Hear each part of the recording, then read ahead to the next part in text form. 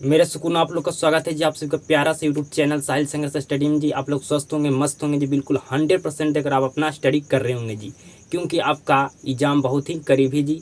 आपका टाइम बहुत कम ही बचा है जी आपका एग्ज़ाम का जी। तो आज के हम वीडियो में जो आपका केमिस्ट्री का फर्स्ट नंबर चैप्टर है जी, जिसका इम्पॉर्टेंट टॉपिक लाया हूँ। ठीक है जी।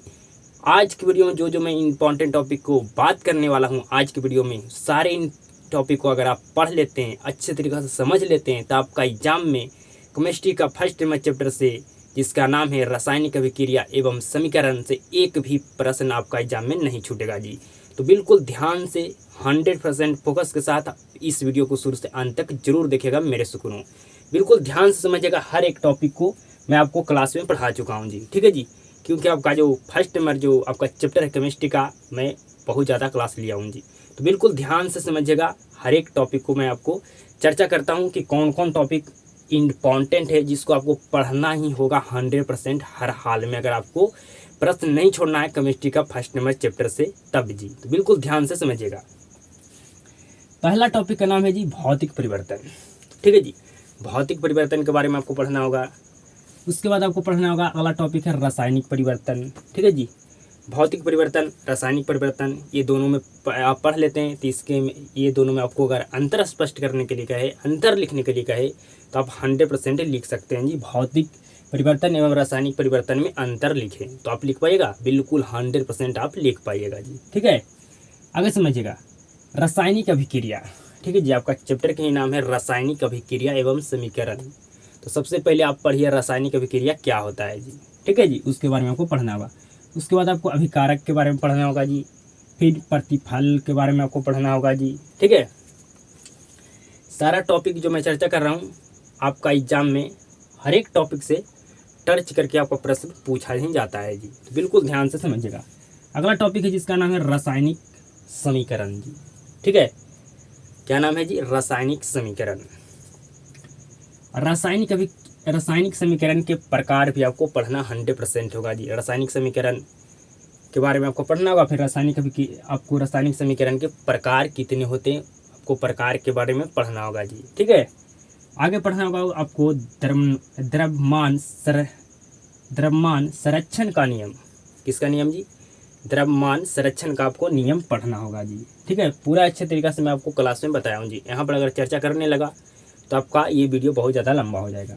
अगला टॉपिक है रासायनिक समीकरण को संतुलित करना आपको सीखना होगा जी। ठीक है जी। आपका एग्जाम में प्रश्न पूछा ही जाता है रासायनिक अभिक्रिया को, रासायनिक समीकरण को संतुलित करने के लिए जी। ठीक है। अगला टॉपिक है जिसका नाम है रासायनिक अभिक्रिया के प्रकार जी। ठीक है जी। रासायनिक अभिक्रिया के प्रकार आपको पढ़ना होगा। ठीक है। रासायनिक अभिक्रिया क्या होता है ये आप जान लिए। फिर उसके बाद आपको रासायनिक अभिक्रिया के प्रकार के बारे में पढ़ना होगा, कितने प्रकार होते हैं। अगला टॉपिक है जिसका नाम है दहन। बिल्कुल छोटा नॉर्मल टॉपिक है। अगला टॉपिक जिसका नाम है जी ज्वलन ताप। ठीक है। अगला टॉपिक है जिसका नाम है जी संरक्षण।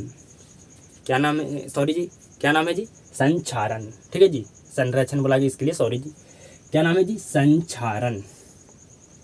अगला टॉपिक है जिसका नाम है संक्षारण होने से धातु को कैसे बचाएं। मतलब धातु खराब हो रहा है तो उसको कैसे बचाएं। अपनी भाषा में मैं कहूँ संक्षारण का मतलब, तो जो धातु है वो खराब हो रहा है, उसको हम कैसे बचा सकते हैं।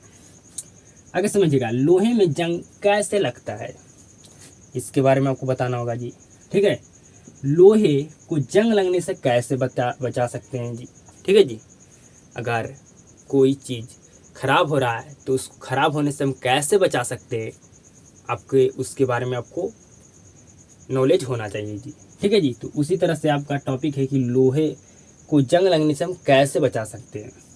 अगला टॉपिक है जस्तीकरण। क्या है जी? जस्तीकरण। अगला टॉपिक है जिसका नाम है जी एनोडीकरण। और अगला टॉपिक है जिसका नाम है विकृत गंधिता। अगर अपनी भाषा में मैं इसको कहूँ तो दुर्गंधित, मतलब जो भोजन बासी हो जाता है उसी को क्या कहते हैं जी? दुर्गंधित भोजन। ठीक है जी। मतलब भोजन जो आप देखते होंगे, भोज में खाने के लिए जाते होंगे तो जो खाना बच जाता है, जो बासी हो जाता है, ठीक है जी, उसी को क्या कहते हैं? उसी को कहते हैं दुर्गंधित भोजन जी। ठीक है। मतलब भोजन से आपको अच्छा ना लगे, आपका भोजन खराब हो जाए। ठीक है जी। उससे दुर्गंध आता है, ठीक है। और जो तेलीय जो आपका पदार्थ होता है उसमें दुर्गंधित आपका पाया जाता है जी, ठीक है।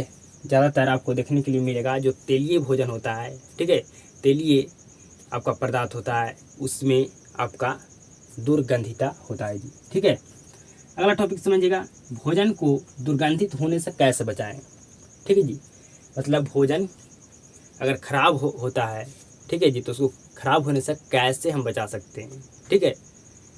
जब भोजन अगर भोजन से दुर्गंध आने लगे, बदबू आने लगे, सॉरी जी, बदबू आने लगे तो भोजन अच्छा होगा नहीं, बिल्कुल ख़राब होगा। तो उसको हम कैसे बचा सकते हैं, ठीक है जी।